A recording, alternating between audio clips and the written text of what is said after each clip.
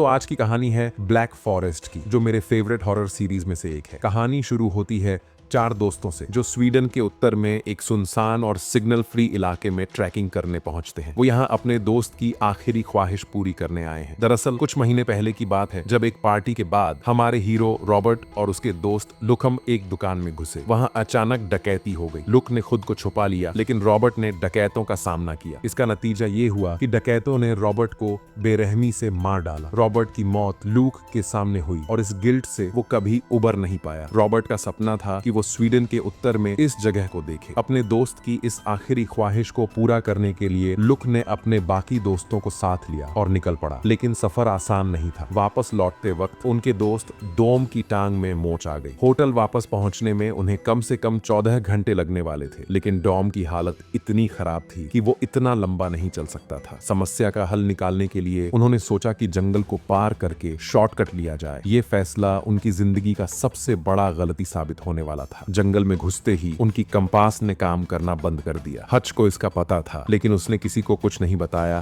ताकि पैनिक ना हो। हच ने सोचा कि बस सीधे चलते रहेंगे तो जंगल से निकल जाएंगे, लेकिन जैसे जैसे वो आगे बढ़ते गए माहौल और डरावना होता गया। चलते चलते वो एक ऐसे इलाके में पहुंचे जहां एक पेड़ से एक काले भालू का शव लटका हुआ था। उसका पेट फाड़ा गया था और खून अभी भी जमीन पर टपक रहा था। ये देखकर सबके रोंगटे खड़े हो गए। उन्होंने सोचा कि ये शायद किसी शिकारी का काम होगा और जल्दी से वहां से निकल गए। पर इससे भी बुरा तब हुआ जब रात होने लगी और जंगल में तेज बारिश शुरू हो गई। बारिश से बचने के लिए उन्हें जंगल के बीच एक छोटी सी झोपड़ी मिली। उन्होंने सोचा कि वहां रुककर रात बिताई जाए और सुबह होते ही आगे बढ़ा जाए। जब एनफिल ऊपर की मंजिल पर ये चेक करने गया कि कोई है या नहीं, तो उसने एक अजीबो गरीब चीज देखी। वहां एक बिना सिर वाला पुआल का पुतला था जिसके हाथ में हिरन के सींग थे। फिल ने बाकी सभी को बुलाया। सबने उसे देखा और ये समझ नहीं पाए कि ये किसके लिए बनाया गया था। फिल ने इसे काले जादू का हिस्सा बताया, लेकिन लुक ने उसे टोक दिया और कहा कि डराने की जरूरत नहीं है। हालांकि वहां का माहौल इतना अजीब था कि किसी की हिम्मत नहीं हुई कि वो वहां ज्यादा देर रुके। जब वो नीचे आए तो सबने इस पुतले के बारे में चर्चा की। हच ने कहा कि ये शायद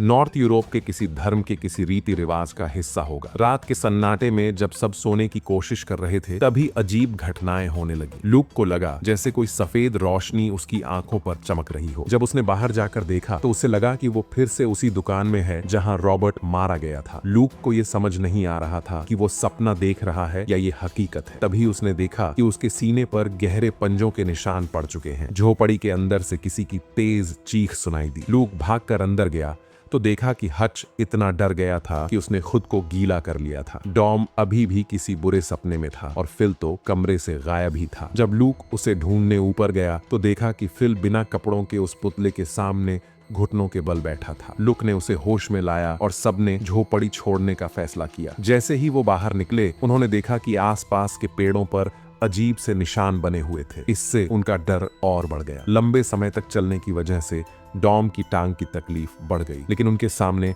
अब कोई रास्ता नहीं बचा था और उनका असली डरावना सफर तो अब शुरू होने वाला था। जब उन्होंने जंगल में और आगे बढ़ने का फैसला किया, लूक एक ऊंची चोटी पर जाकर देखना चाहता था कि जंगल कितना बड़ा है और वो कितनी दूर है। लेकिन जैसे ही वो चोटी पर पहुंचा, उसने सामने किसी अजीब चीज को देखा। ये नजारा देखकर वो डर के मारे भागा और अपने दोस्तों को बताया, लेकिन डॉम ने उसकी बात को मजाक में लिया और कहा कि वो सबको डराने की कोशिश कर रहा है। लूक ने मजबूर होकर अपनी शर्ट उठाई और अपने सीने पर पड़े गहरे पंजे के निशान दिखाए। उसने कहा, मुझे लगता है कि कुछ तो है जो हमारा पीछा कर रहा है। अब उनके पास एक ही चारा था, जल्द से जल्द इस जंगल से बाहर निकलना। लेकिन ये जंगल उनकी सोच से कहीं ज्यादा बड़ा और डरावना था। रात होते होते वो अब भी जंगल से बाहर नहीं निकल पाए। अपनी सुरक्षा के लिए उन्होंने सोचा कि वहीं डेरा डालकर सुबह का इंतजार किया जाए। जैसे ही लुक ने अपने टेंट में लेटने की तैयारी की, बाहर से अजीब सी आवाजें आने लगी। पहले उसे लगा कि उसके दोस्त होंगे, लेकिन जब उसने टेंट से झांक कर देखा तो वहां कुछ और ही था। अंधेरे में कुछ रहस्यमय आकृतियां खड़ी थीं। तभी एक सफेद रोशनी चमकी और लुक को